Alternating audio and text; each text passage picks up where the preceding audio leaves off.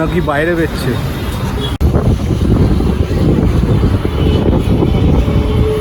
এসেই আগে নচিকেতার চা।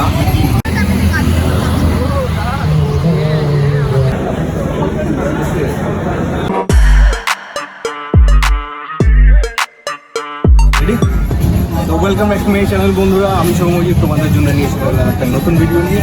আর আজকের আমরা চলে এসেছি পাটুলিতে।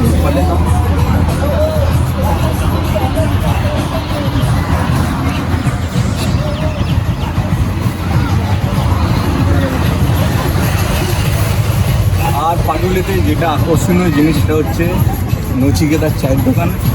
তো এসেই আগে নচিকেতার চা, তোমরা এলে অবশ্যই খেও এখানে।